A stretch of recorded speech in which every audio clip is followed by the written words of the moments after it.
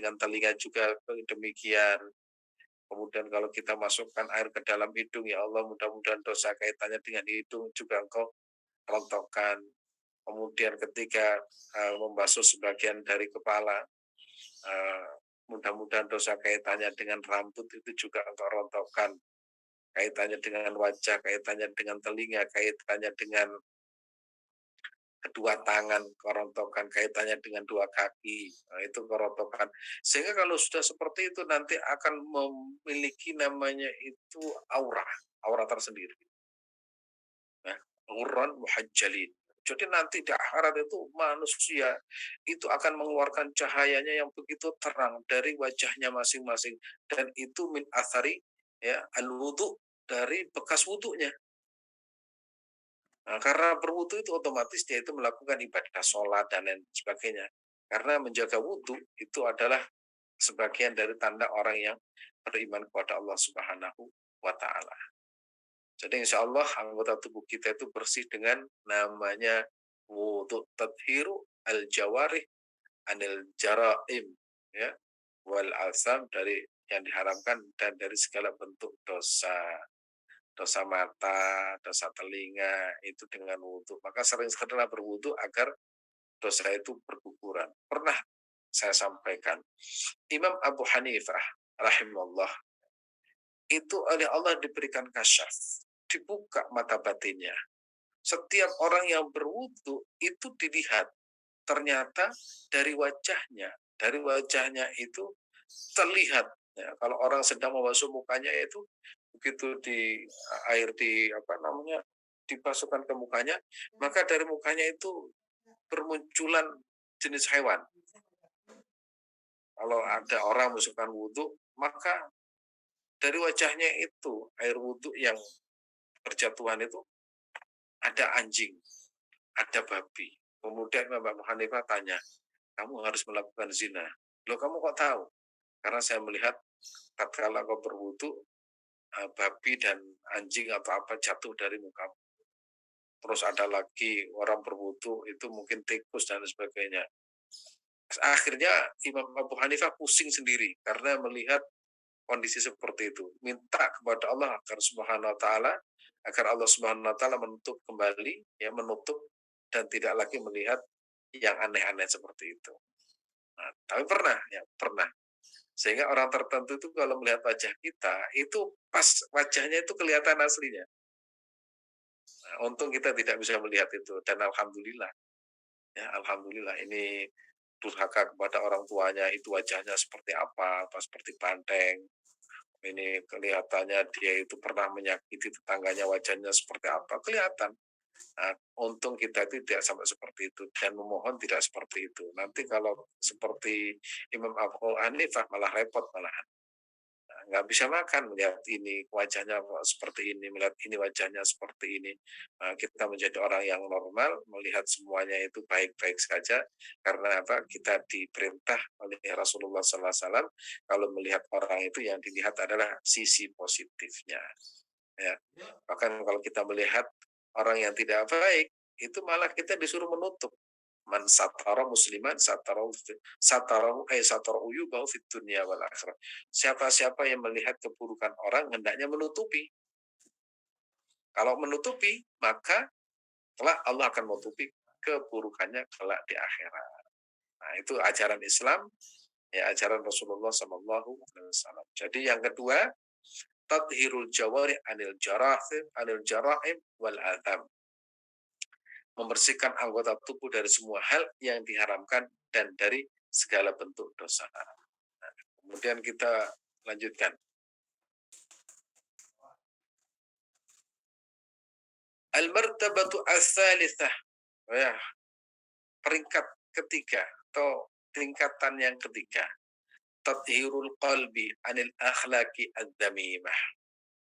Membersihkan hati dari akhlak yang tercela. Ya, akhlak yang tercela.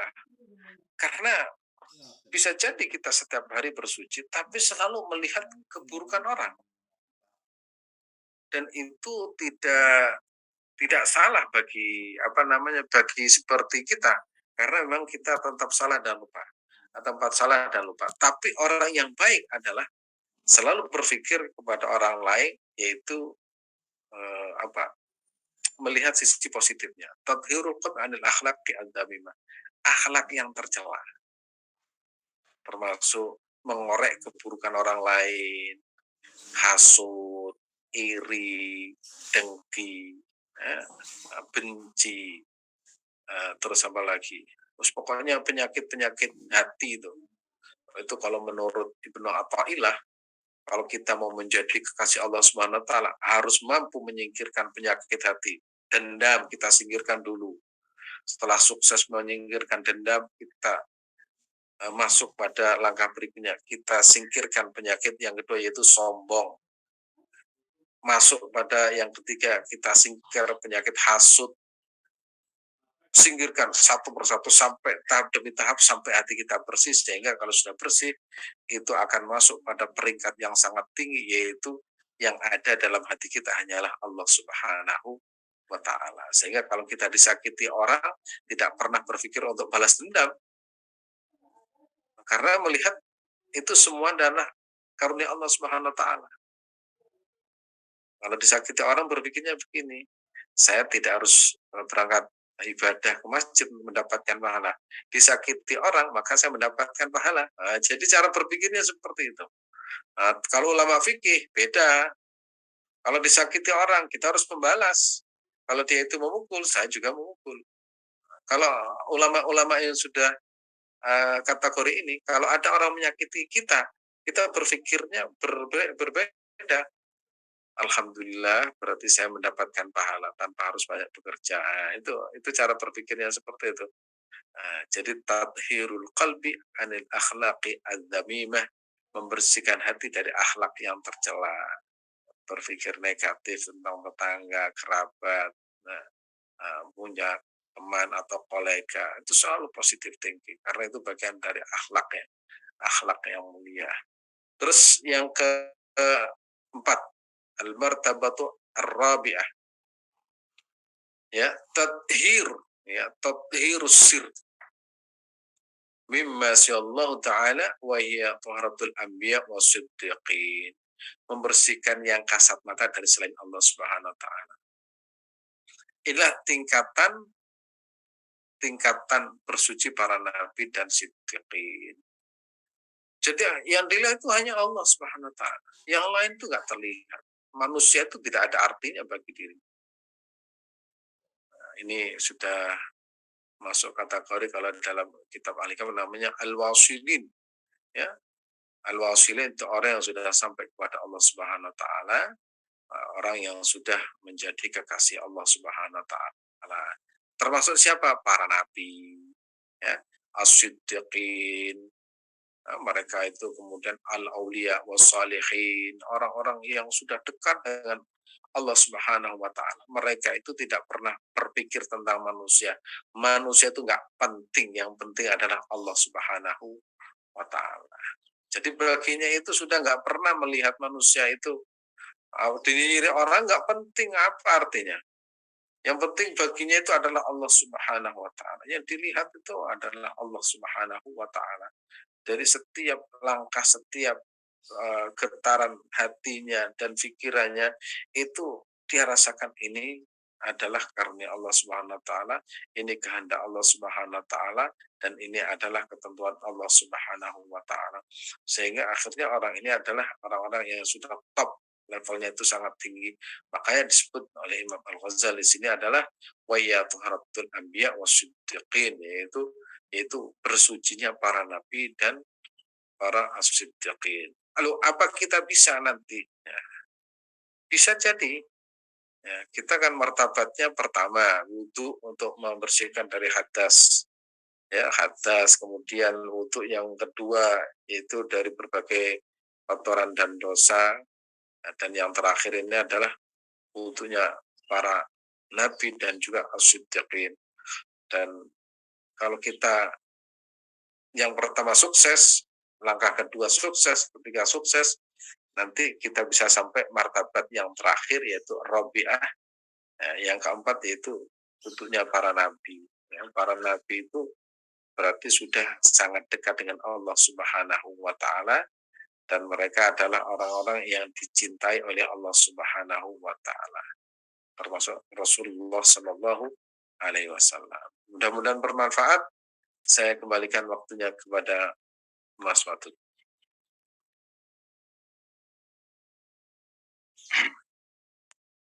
Oke, baik.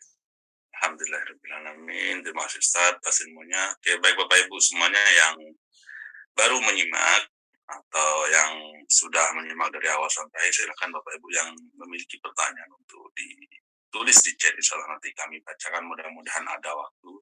Di sini sudah ada beberapa pertanyaan dan alhamdulillah kita tadi sudah dijelaskan oleh Ustaz terkait masalah rahasia dalam bersuci, dan tentunya ini adalah tentunya ilmu yang sangat tentunya menarik untuk kita, karena sebelumnya mungkin kita belajar bagaimana kaifiahnya dan sebagainya, tapi di sini kita diawali dari rahasianya dalam bertoharoh, sehingga dijelaskan oleh Ustaz tadi bahwasanya orang yang ya seperti tadi, rasanya wudhu itu adalah separuh daripada iman. Jadi kalau misalkan Bapak Ibu belum berwudhu, berarti imannya belum ya.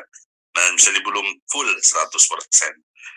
Namun Bapak Ibu, kita di sini bukan berarti istilahnya ketika kita belajar seperti ini bukan berarti kita tidak mau mengetahui kaifiah. Namun ini nanti berurut. Ya, setelah belajar kaifiahnya nanti akan belajar setelah belajar mengetahui rahasia-rahasianya bersuci, nanti akan berlanjut pada bagaimana kaifiahnya, baik itu bersih, wudu dan sebagainya. Seperti pada umumnya, insya Allah Bapak Ibu nanti akan memahami detail, apalagi di kitab ini luar biasa ya pembahasannya. Silakan Bapak Ibu, bagi yang ingin bertanya silakan ditulis chat, insya Allah kita akan coba bacakan, dan mudah-mudahan ada waktu juga. Di sini sudah ada pertanyaan yang pertama, ini Ustaz, dalam sholat masih tersisa sedikit makanan di gigi, apakah sholatnya batal dan mengulang wudhu kembali Ustaz? Mohon tanggapannya Ustaz. Ya, memang kalau kita mau sholat, hendaknya memang bersuci dengan sebaik-baiknya, kemudian bersikat gigi, agar supaya kotoran yang menempel di mulut itu ya tidak mengganggu kita. Nah, kalau misalkan ada makanan di mulut kita, kemudian kita telan, itu batal. Ya, misalkan ada serpihan sate, wah ini masih eman, ini harganya mahal lagi, rasanya kemudian ditelan, itu batal. Batal.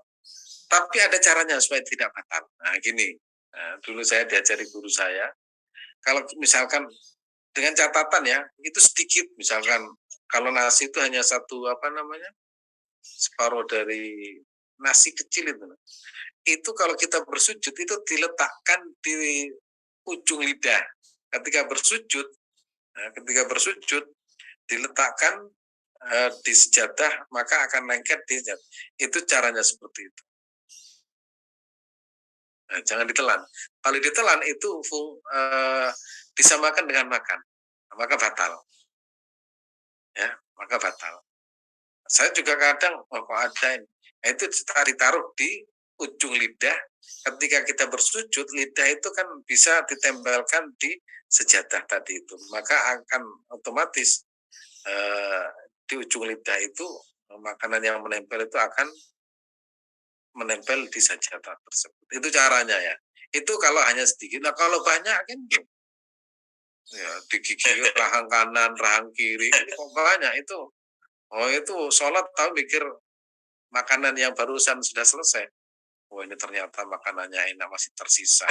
Seharusnya kita itu harus berkumur, ya berkumur. Tapi berkumur itu hukumnya sunnah ya, hukumnya sunnah.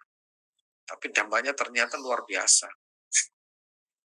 Kalau saya itu berusaha kalau mau sholat itu sikat gigi agar supaya tidak ada rasa yang melekat pada lidah kita. Nah, kalau sholat tuh habis makan durian misalkan, itu kan melekat. Ya sholatnya tetap sah ya. Tapi itu rasa yang melekat pada lidah kita itu kan terniang-niang dalam sholat kita, nanti bisa mengganggu. Maka nanti fungsinya termasuk fungsinya membersihkan ya, membersihkan rahasia berwudu itu di situ. Maka disebut dengan miftahus sholati atu. Nanti kalau sudah mengerti lebih levelnya tinggi lagi, itu pasti akan betul-betul menjaga wudhu dengan sebaik-baiknya karena pengaruh terhadap kualitas sholat kita. Begitu Mas Wadud. Alhamdulillah jelas ya Bapak Ibu ya. Yang penting jangan satu tusuk ya. Kalau satu tusuk itu berarti 3.000 eman kalau dibuang gitu. Ya. Oke. Baik, kita masuk ke pertanyaan selanjutnya nih, Ustaz. Kita kalau untuk membaca Al-Quran apa harus berwudu? Dan bila buang angin harus berwudu pula, Ustaz. Tidak harus, tidak wajib. Tapi sebagian besar sepakat itu harus bersuci. Ya, la yamassuhu illal mutahharun. Nah, itu. Tetapi yang dilarang secara mutlak adalah orang yang sedang dalam keadaan menstruasi, membawa mushaf, kemudian orang yang sedang junub, membawa mushaf, ya itu yang dilarang secara itlaqan, ya secara mutlak. Tapi kalau tidak berwudu kemudian baca itu sebagian membolehkan, tapi sebagian lagi melarang. Kalau saya itu memilih yang melarang, ya, memilih melarang. Tapi kalau membaca nggak apa-apa, ya membaca. Tapi kalau kemana-mana mau mushaf itu kalau bisa berwudu terlebih dahulu. Sebab apa? Jadi begini ya, Imam Malik rahimahullah itu kalau membaca ya, membaca berarti ada yang dibaca, mushaf atau hadis. Beliau itu kalau membaca hadis Nabi Muhammad SAW, beliau itu mempersiapkan dirinya dengan sebaik-baiknya, mandi, berwudu, pakai baju yang paling bagus, pakai wewangian, pakai imamah, duduk di bawah. Kemudian beliau berkata, seolah-olah saya sedang berbincang dengan Nabi Muhammad SAW. Sampai seperti itu, apalagi Al-Quran ya. Logikanya kan gitu. Hadis saja beliau itu mempersiapkan dirinya seperti itu, apalagi Al-Quran. Itu etika ya, etika di dalam atau adab terhadap Al-Quran. Tapi kalau misalkan Mas Wadud dalam perjalanan ke Madura, susah air dan sebagainya, tetap dibolehkan baca Al-Quran. Ya, tetap dibolehkan baca Al-Quran karena kalau tidak baca Al-Quran itu akan misalkan ya sehari nggak baca Al-Quran, ini kan merugi bagi kita, maka tetap baca Al-Quran walaupun tidak punya wudu. Tapi sebaiknya kita yang dalam kondisi normal kalau mau baca Al-Quran hendaknya bersuci terlebih dahulu. Itu namanya etika. Begitu Mas Watu. Oke, baik. Pertanyaan selanjutnya, Ustaz. Untuk meningkatnya waktu ya. Kadang kita dikasih roti di saat umroh, Ustaz, dan kurma, lalu kita makan. Berarti kita harus wudu kembali, Ustaz. Dikasih roti? Tidak. Di jalan dikasih roti oleh jamaah, oleh donatur lah. Kan tidak membatalkan wudu. Ya. Kan tidak membatalkan wudu. Nah, tapi kalau misalkan habis makan roti kurma, hanya berkumur saja. Berkumur, dibersihkan sama air zam-zam, langsung ditelan. Ditelan. Tidak harus wudu, karena yang membatalkan wudu salah satunya adalah bersentuhan laki-laki dan perempuan. Kalau tidak bersentuhan ya tidak apa-apa. Terus yang membatalkan apa? Termasuk yaitu mengeluarkan angin. Hadas baik dari kubul maupun tubur, pipis itu termasuk membatalkan. Kalau hanya sendawa, sendawa tidak ya, misalkan sendawa itu gelegean ya kalau bahasa Jawa itu tidak membatalkan. Jadi yang membatalkan itu salah satunya adalah keluar angin dan juga bersentuhan. Jadi kalau makan roti sama makan kurma itu tidak membatalkan. Kalau ingin bersih, yaitu berkumur dengan air zam-zam, insya Allah bersih. Dan kalau bisa jangan dibuang, langsung berkumur, langsung ditelan. Karena tidak ada tempat untuk buang kalau di Masjidil Haram itu. Oke. Lanjut. Baik, memang ini Ustaz, cenderung jemaah haji atau umroh itu yang ditanya ketika makan apakah batal, selalu seperti itu. Saya juga kadang ya mungkin dari gurunya atau gurunya saya juga kurang paham. Mungkin Ustaz bisa menjelaskan sedikit kenapa kebanyakan mayoritas jemaah itu dimanapun itu ketika setelah makan bertanya apakah saya ambil wudhu lagi? Kan tadi saya sudah makan. Ini yang sering terjadi Ustaz dimanapun itu. Tidak ya, pokoknya makan tidak membatalkan wudhu. Yang membatalkan wudhu itu adalah keluar angin. Nah gitu. Ingat-ingat, makan tidak membatalkan wudhu. Oke. Ya, jelas ya Bapak Ibu ya. Jadi jangan dijadikan pertanyaan seperti pada umumnya, kan memang selalu yang ditanyakan oleh jemaah umroh, haji dan sebagainya ketika sudah makan, apakah saya harus ambil wudhu lagi? Kan tadi saya makan. Padahal yang membatalkan wudhu itu seperti yang disampaikan oleh Ustaz tadi. Baik, untuk melanjutkan pertanyaan selanjutnya, di sini saya pernah mendengar kalau berwudhu Ustaz katanya melunturkan dosa. Tapi kalau baginda Rasulullah melunturkan berkah. Dan apakah benar kalau Rasul berwudu tetesan air wudu rebutan orang menampungnya karena berkah? Apakah benar keringat Rasulullah pun jadi rebutan orang, Ustaz? Terima kasih. Suatu saat Rasulullah itu menginap di sebuah rumah, dan rumah itu famili Rasulullah Sallallahu Alaihi Wasallam.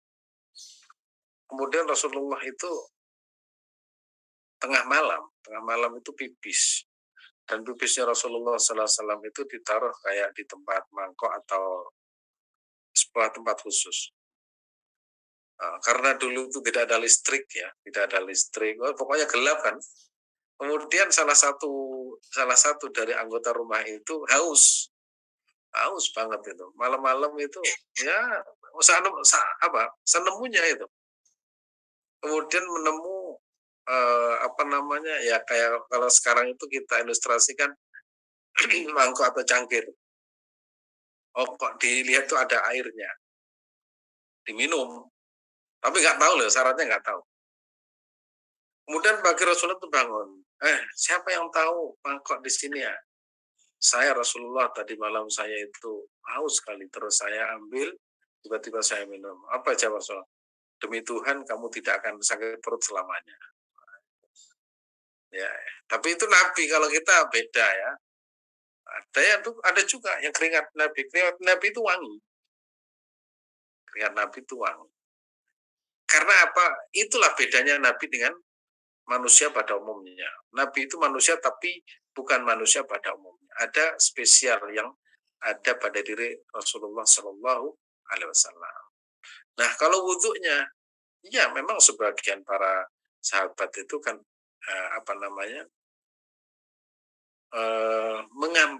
mengambil dari sebagian dari Nabi.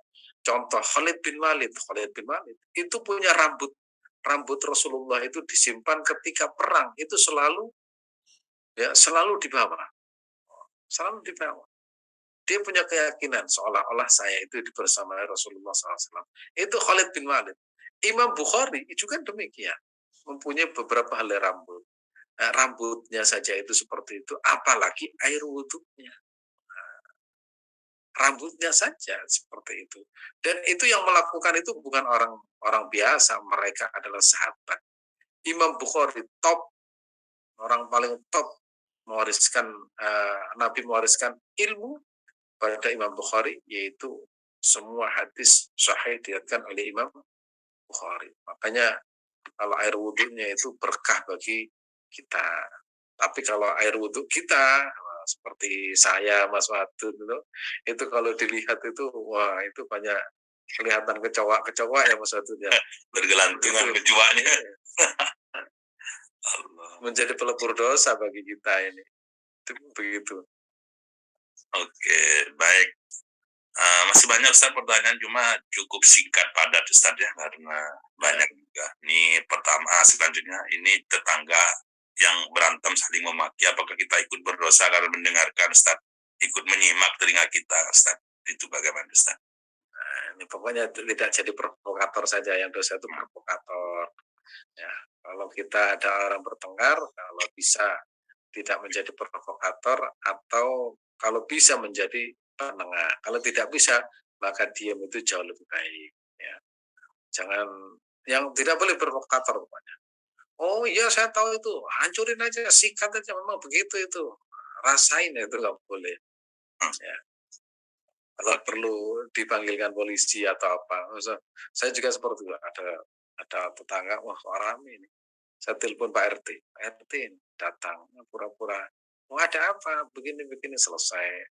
Jadi kita harus pinter ya, pinter punya cara untuk menyelesaikan masalah tanpa harus ada masalah baru. Gitu. Oke, selanjutnya Ustaz, apakah boleh kita berwudu di kamar mandi yang satu dengan banyak? Boleh, boleh, boleh. Yang penting jangan di kloset. Di mana saja boleh wudhu itu. Di kamar mandi, di kloset. Yang terpenting syarat sahnya wudhu itu terpenuhi. Ya, syarat sahnya wudhu itu terpenuhi. Cuma etikanya itu kalau bisa itu ya di tempat wudhu itu yang bagus. Makanya dimanapun musola atau masjid itu tempat wudhu dan kloset itu selalu berbeda untuk memudahkan. Oke, berarti etika ya Bapak Ibu. Ya boleh, cuma etikanya kalau karena kita mau ngambil wudhu lebih baik di tempat wudhu seperti pada biasa umumnya. Baik, pertanyaan selanjutnya Ustaz. Kalau sholat asar ditarik ke duhur 4 rakaat, asar 4 rakaat, tapi masih di tempat sendiri, dikhawatirkan macet tidak akan keburu, gimana Ustaz, boleh nggak? Ada jamak takhir, ada jamak takdim. Jamak takhir itu berarti mengakhirkan sholat. Duhur dan asar, kalau takhir diletakkan pada asar. Kalau duhur, kalau asar diletakkan itu namanya takdim. Kapan itu dibolehkan? Ketika kita akan melakukan sebuah perjalanan. Misalkan Mas Wadud mau ke Surabaya, mau ke Probolinggo pulang, waktunya duhur, sholat 4 rakaat asar dan duhur itu boleh ya. Itu namanya jamak takdim. Ya, jamak takdim. Tapi kalau Mas Wadud misalkan perjalanan ke Probolinggo, misalkan jam 11, begitu sampai di bandara itu masuk duhur, maka boleh namanya jamak qasar, dua-dua. Ya, dua-dua. Ya, tapi kalau belum kemana-mana, mau berangkat itu namanya jamak takdim, itu hanya 4. Nah, pertanyaan begini sekarang, itu kan jelas jaraknya. Ini kalau tidak jelas jaraknya, tapi waktunya, ya misalkan ini memang tempatnya pendek, jaraknya itu pendek, tapi ini waktunya bisa makan waktu yang berjam-jam, bahkan sampai 5 jam. Saya pernah sama teman saya itu di Jakarta, ya. Satu pulang ke Bandung, satunya pulang ke Jakarta dari Bandung. Bukan, satunya itu dari Bandung ke Jakarta, satunya dari Jakarta ke Singapura. Begitu yang di Singapura sudah nyampe, telepon, dia itu masih dalam pertengahan perjalanan. Nah, pertanyaan begini, gimana hukumnya kita itu menjamak ketika kondisinya betul-betul diprediksi macet? Diprediksi macet. Apakah boleh jamak atau tidak boleh? Nah, ini saya tidak tahu pertanyaan tadi itu perkiraannya macet total atau di situ tidak. Kalau hanya perkiraan kan kita tidak tahu. Ya, kita tidak tahu. Yang harus dipastikan itu kan ini pasti. Ya, pasti sehingga nanti akan muncul perbedaan pendapat boleh atau tidaknya. Begitu Mas Watu. Oke, baik, pertanyaan selanjutnya Ustaz. Apakah kalau sengaja kita muntah bakal batal Ustaz? Oh, sengaja iya. Itu maksudnya puasa kan. Jadi kita tidak boleh berusaha membatalkan puasa hanya untuk membolehkan apa yang tadinya dilarang. Misalkan begini Mas Pak, ini begini Mas Watut. Mas Watut ini kan sedang rindu sama istrinya. Karena rindu sama istrinya, itu kalau bulan puasa siang itu kan dilarang untuk berhubungan suami istri. Maka Mas Watut itu ngarang, gimana saya supaya muntah, dan setelah muntah itu kan batal. Nah, kalau sudah batal berarti saya kan boleh melakukan itu namanya itu mereka-reka hukum, ya, mereka-reka hukum. Jadi dia itu berusaha memuntahkan diri agar batal puasanya, teruslah batal puasanya itu dia itu dibolehkan untuk berhubungan suami istri. Padahal tujuannya itu adalah supaya dibolehkan suami istri berhubungan. Itu kalau sholat, kalau puasa. Nah kalau sholat muntah sama, ya, muntah itu membatalkan ya, sholatnya, ya, karena ketika sholat muntah itu rasanya itu di mulut itu semua makanan itu seperti nanu-nanu. Nah, kalau wudhu Ustaz? Nah, kalau wudhu tidak. Kalau wudhu tidak membatalkan wudhu. Ya, jadi sekali lagi yang membatalkan wudhu tadi keluar angin, apalagi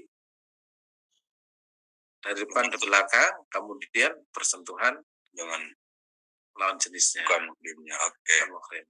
Jadi jelas ya Bapak Ibu ya. Jadi kalau muntah di saat berwudu ya nggak membatalkan karena bukan di waktu sholat ya Bapak Ibu ya. Sedangkan yang membatalkan wudu tadi yang sampai oleh Ustaz, masanya keluar dari kubul dan tubur dan menyentuh yang bukan muhrimnya. Baik, pertanyaan selanjutnya Ustaz.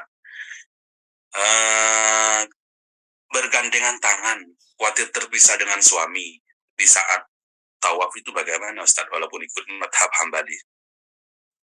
Pernah saya sampaikan bersentuhan tangan dengan pasangan itu ada yang berpendapat tidak membatalkan. Ada juga yang berpendapat bersentuhan tangan tidak sengaja itu tidak membatalkan. Ada juga yang berpendapat bersentuhan tangan itu membatalkan. Nah, kalau kita bersentuhan tangan supaya tidak dikategorikan batal, ya, tidak dikategorikan batal, maka ada istilah namanya itu berpindah madhab. Nah, bagaimana cara berpindah madhab?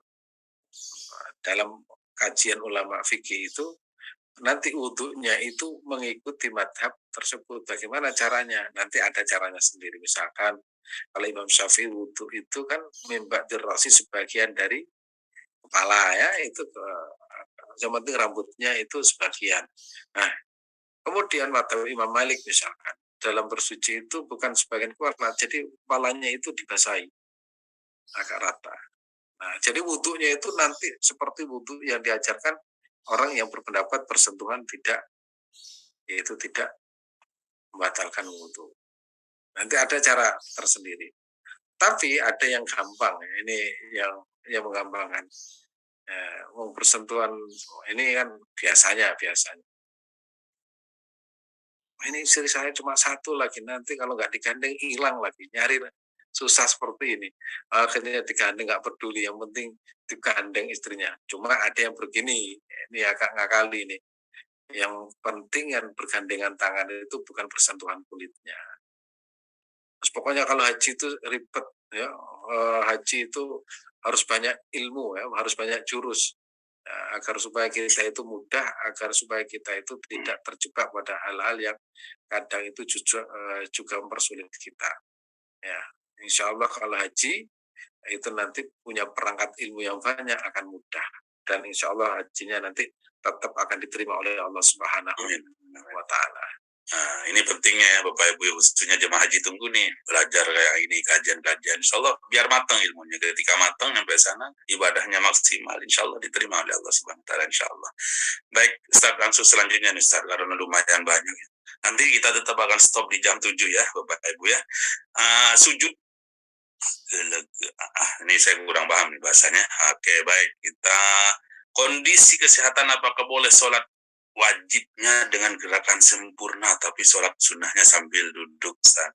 Memang demikian, sholat wajib itu normalnya itu berdiri ya, kalau tidak mampu baru boleh duduk. Tapi kalau sholat sunat kuat atau tidak kuat, sehat atau sakit, itu boleh dengan duduk gitu. Oke, baik. Selanjutnya nih Ustaz, kalau misalkan kita saat sujud kayak keluar air, Ustaz, apakah di mulut itu apakah harus dibatalkan sholatnya, apa diminum aja atau ditelan Ustaz? Keluar air apa ini? Air. Kalau habis minum sirup ya keluar kanan lagi ya, itu beda ya. Jus ya itu. Nah, habis minum magnum, makan magnum, es magnum, mana keluar itu ya, itu termasuk kategori makan tadi. Oke.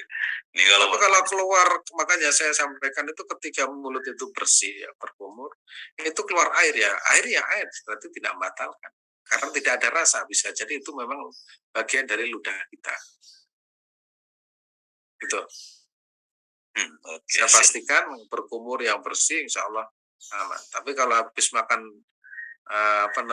magnum atau kemudian habis minum jus durian, nah kemudian tidak berkumur, kemudian sholat itu agak keluar, ini rasanya kok enak tuh, wah itu dikategorikan sama dengan makan. Saya pertanyaannya, apakah harus ditelan ya sekalian bawa 1 gelas ya? Oke, baik, pertanyaan selanjutnya Ustaz. Kalau ingin kodok sholat asar, itu sebaiknya sebelum atau sudah sholat asar, Ustaz? Kalau kita mau kodok asar ya sholat asar dulu, baru kemudian kodok di berikutnya. Karena yang wajib itu kan ya, yang punya waktunya itu ya sholat asar terlebih dahulu, baru kemudian waktu yang mau dikotok itu apa, asar. Gitu. Oke, mungkin terakhir ya Bapak Ibu ya pertanyaannya ya. Kalau kita mendoakan orang yang sudah meninggal, baca Robil Filid dan seterusnya, terus kita baca Fatihah sambil sujud, dibolehkan nggak mendoakannya pakai bahasa Indonesia juga, Ustaz, dicampur lah semua bahasa. Kalau mendoakan dengan bahasa apa saja itu boleh, karena intinya mendoakan orang tua atau orang wafat itu kan intinya itu adalah, inti doa itu kan permohonan kita kepada Allah Subhanahu wa taala. Tapi lebih bagusnya itu permohonan yang kemudian lafadznya saja, lafadznya dan juga esensinya itu sesuai dengan tuntunan Nabi Muhammad SAW. Misalkan Rabbi firli wali walidayya warhamma kama rabbayani shaghira. Nah itu kan lafadznya itu bersumber dari Al-Quran dan diajarkan oleh Rasulullah SAW, berarti kita mendapatkan pahala. Yang kedua, insya Allah doa itu akan sampai kepada orang yang meninggal kita, orang yang meninggalkan kita itu. Nah, kemudian kalau digunakan dengan sujud, nah sujud itu kapan kita dibolehkan sujud, kan ada macam-macam, ada namanya sujud tilawah, kemudian ada sujud syukur, kemudian ada sujud sahwi dan sujud dalam sholat. Kita masuk kategori apa? Masuk kategori apa? Kalau kita sujud syukur, ya berarti sajadah wajah, ya sujud syukur itu. Kalau sujud tilawah sajadah wajhi itu sudah.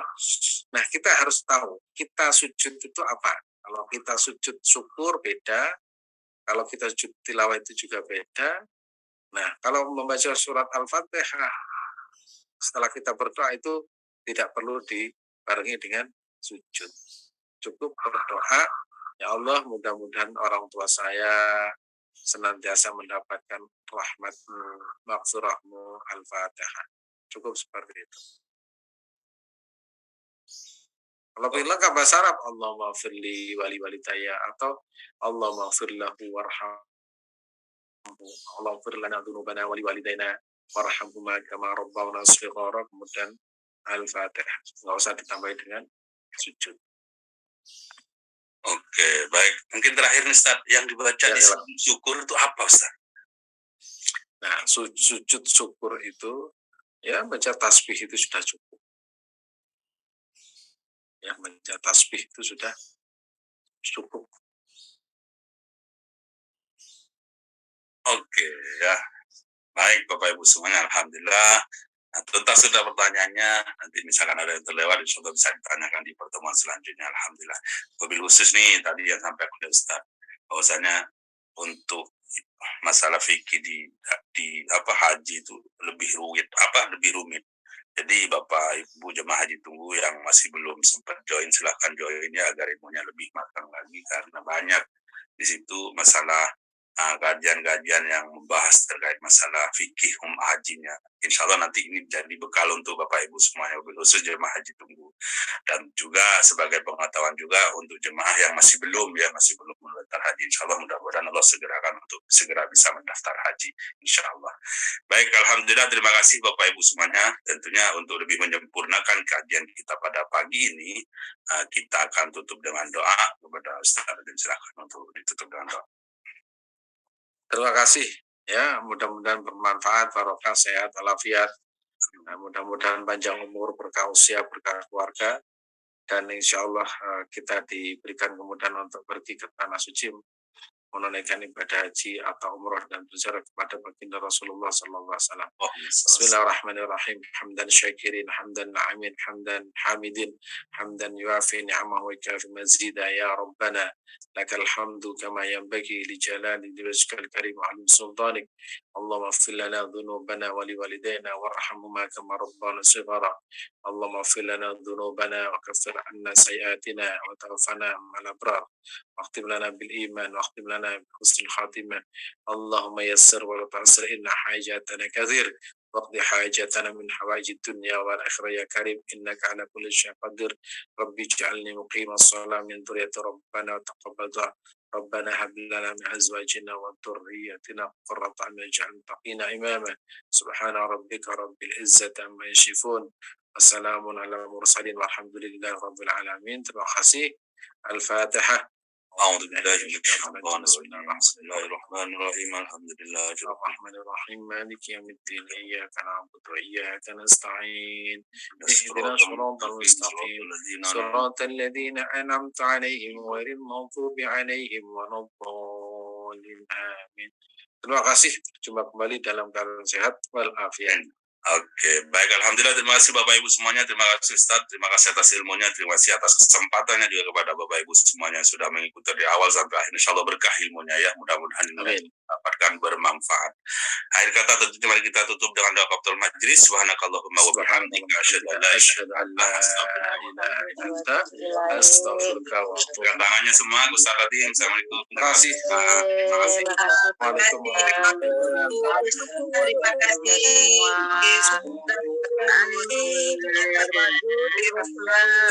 Semuanya layar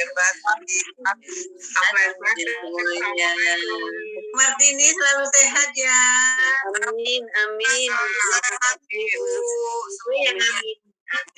Lilis, iya boleh. Assalamualaikum. Waalaikumsalam warahmatullahi wabarakatuh. Semoga kita bisa istiqomah ya.